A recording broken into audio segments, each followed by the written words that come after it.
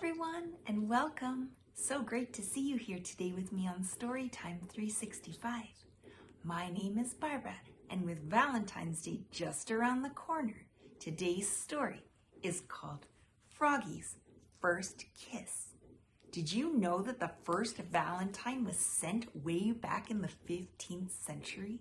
That's over 600 years ago. That's a long time. Today's story has been written by Jonathan London with illustrations by Frank Remkowitz.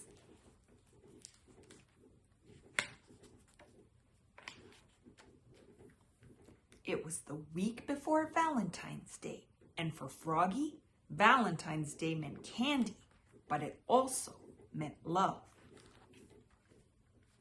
At school, Froggy's mind wandered. "Froggy!" cried his teacher, Miss Witherspoon. "What?" "Kindly pay attention, dear." And that's when he saw the prettiest girl frog in the world, the new girl in class. Her name was Froggalina, and when she smiled at him, his insides got all soft and wiggly like he'd had caterpillars for breakfast. "Froggy!" called his teacher. "What?" "Your eyes should be on your work, dear. It's not polite to stare." "Oops," said Froggy. At recess, Froggalina smiled at him through the monkey bars. He was hanging upside down, and when he saw her, he fell smack on his head. Bonk!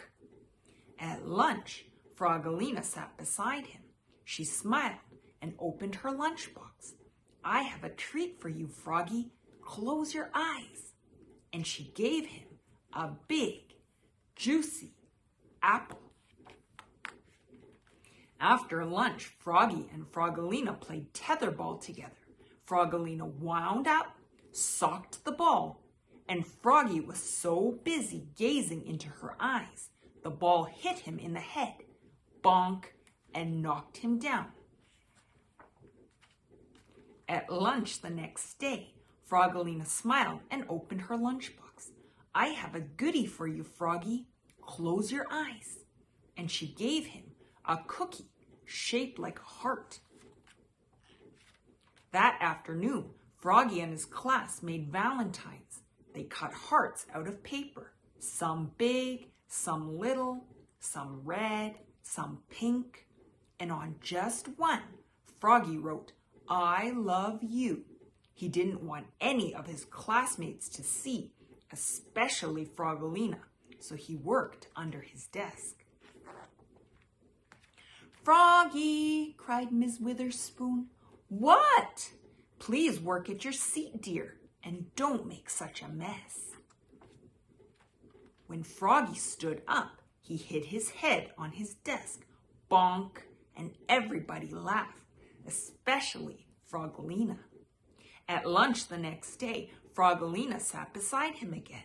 She smiled and opened her lunchbox.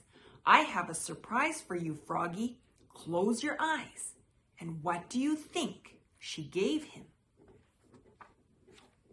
A big, juicy kiss smack on his cheek.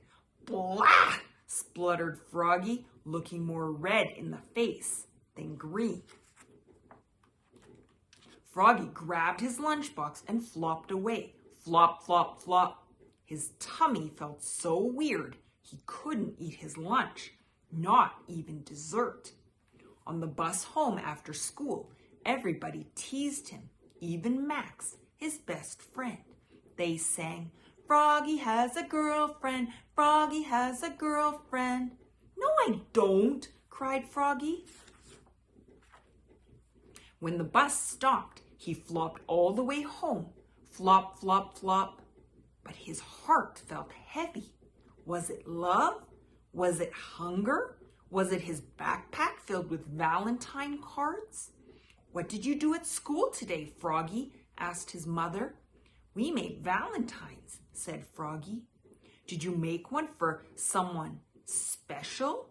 Froggy turned almost purple and flopped into his room. Flop, flop, flop.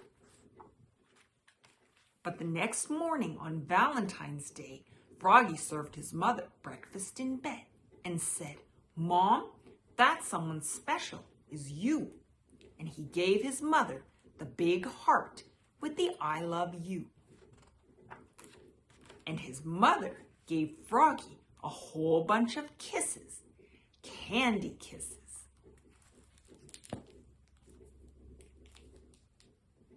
Thank you for joining me for today's story. I hope you enjoyed it. If you'd like your own copy, please see below in the description for the link. Please remember to like and subscribe and hit the bell button so you receive notifications about new stories. You can also find us on Twitter, TikTok, and Instagram. I hope to see you again soon for another story. Bye!